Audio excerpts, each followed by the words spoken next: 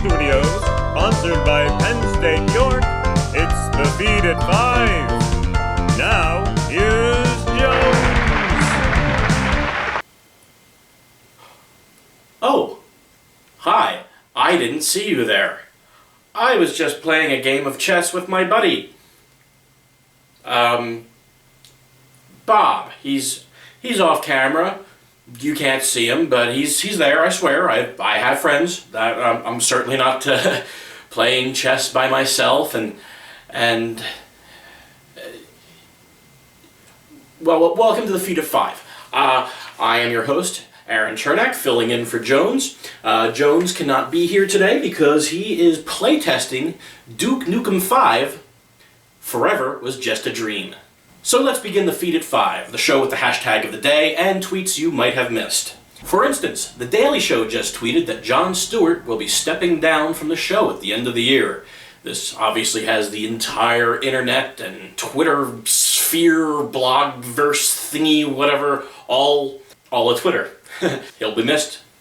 Great man, great show. And that tweet even caught the attention of Bill Clinton. Yes, that Bill Clinton. President Clinton tweeted that he had 2 questions. 1, where would he get his nightly news from now on? And 2, does this mean that there would be a sequel to The Death to Smoochie? This needs to happen. Death to Smoochie is a piece of comedic gold that many people have not seen. Wonderful film. Check it out if you haven't. And next, oh, this is interesting. This is a tweet from Grown As Gamers. That's at Grown As Gamers. Saying, we have some events coming down the pipe and stuff to say. Hashtag stay tuned. Hashtag Feed at 5. That's us. You know what? Let's go see what this is about. Checkmate, Bob.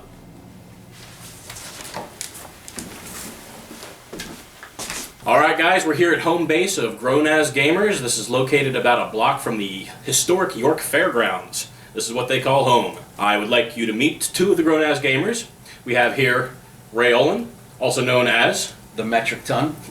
And we have James Kirk, also known as the Captain. Go figure. And these 2 gentlemen are part of the team that run Grown As Gamers. So I guess the biggest question is, what exactly is Grown As Gamers, and how did it start? Great question, Aaron. Grown As Gamers started because the 4 of us that are involved with our show can't shut up. We talk about all forms of nerd culture and gaming, and we do a lot of it when cameras aren't around, when microphones aren't in front of us. Somebody decided it would be a good idea to do that, so now we have microphones in front of us and cameras in front of us and still have the same discussions. All the time. Yeah. It's all forms of nerd life and geek culture, as well as discussing current events in pop culture and how all of this affects us, and how to bring gaming not just to your table but to your family's table, and how to integrate gaming into the lives of people that may want to try it but don't know anything about it. Which is fantastic, because a lot of people think that games are for kids, and they're really not. I mean, they're great cooperative opportunities for people to get together and work things out together. You learn teamwork, you learn communication skills, brings families together, brings friends together. Yep. And it's fun. Brought us together. Great social experiences. Yes, all yes, around. I agree. What kind of online presences does Grown As Gamers have currently? Well, we do a weekly podcast called Gagcast, which is hysterical. You should really, really look at it. We're on. We have our own website, which is grownasgamers.com. They're funnier than I am. It's not hard. We try. We also have a Twitter handle, which is at Grown As Gamers, and we have a Facebook page and a Facebook group with the best community. They talk about everything in pop culture with pretty much no judgment, which is kind of weird among nerds. So the group is the important part. Yeah. You can certainly like the page and you'll get notifications when the podcast comes out, but if you want to be involved in that day-to-day conversation, the group is really where you want to be at. Hop on Facebook and search Grown As Gamers. You'll find the group, and we'll approve you.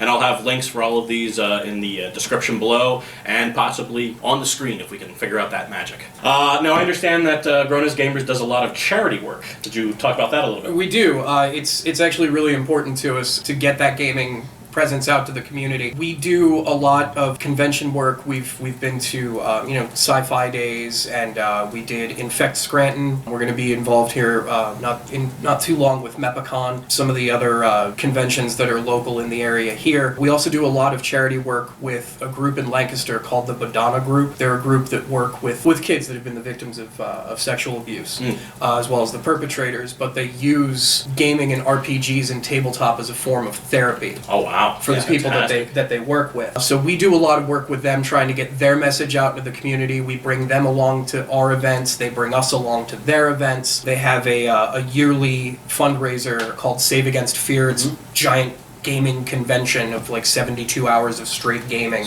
And all of it, with the message that we can defeat this fear, and we can bring these kids back, from the trauma that they've experienced, and help them do that through gaming. What kind of events do you have coming up? Well, we are going to be at Comic Store West here in York, and that's February 21st. We're going to be running a DC deck building tournament, which is a standard card game. A little further out in March 6th through 8th, we're going to be at Fights, which is fights.net. That is a 250-person LAN party, live action. It's really impressive. It's impressive to walk into that room and see PCs everywhere. So we have other events that we'll be scheduling that you could get through the website or through the Facebook group or Twitter, any of those things. Yeah. But definitely the most important, weekly, to find us is to download the show that we run, the Gagcast, which you can get off of our site. You can get off of the Facebook group page, off of the Facebook page. You can also download it on iTunes and Stitcher Radio. Yeah, and when it comes to games, a lot of people these days, when you mention games, they just think video games.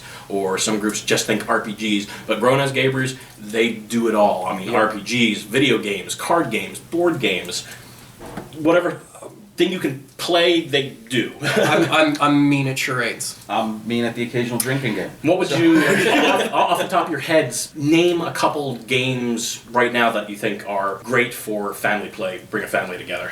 First one I would mention would be Alan R. Moon's Ticket to Ride. It's a really fantastic board game about building train routes and using different colored cards to match up to the routes that you're building. So as far as getting younger kids into it, you're color coding everything. They get all these really neat little miniature train things to look at and play with. The board is very colorful. I'd strongly suggest any of the Lego games for video games. It's no muss, no fuss. It's co-op or couch co-op. All the humor is going to make the kid laugh, but actually make you chuckle because they've gotten much smarter with the writing. Mm-hmm. And then the last thing that I would probably suggest if you wanted to try a role-playing game out would be Camp Myth by Third Eye Games. That is, you take on the role of a mythological creature that's going to summer camp. That sounds cool. It's really fun because you're competing to make like these Boy Scout or Girl Scout badges almost. Yeah, the skills are very, very simplified, and you actually don't get experience points. Your characters level up by earning merit badges. Yep,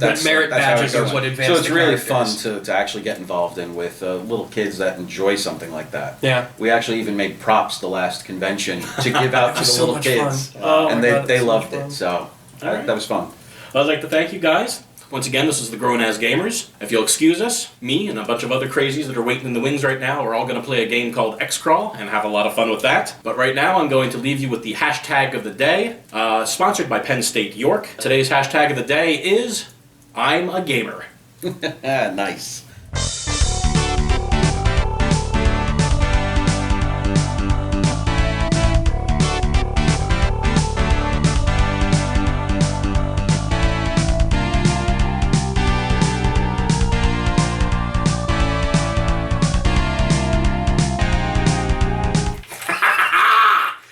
Eat it! Eat it! Ha ha ha! Pwned noob!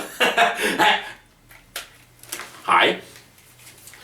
Welcome back. So, yes, that was the hashtag of the day, sponsored by Penn State York. And that's about all the time we have for today. Not a whole lot of the tweets, just because we wanted to have that wonderful interview with you and show you a great organization doing some great things for our community. Please check them out. Their info is going to be in the description underneath. And once again, this has been The Feed at 5 with your host, Aaron Chernak, filling in for Jones.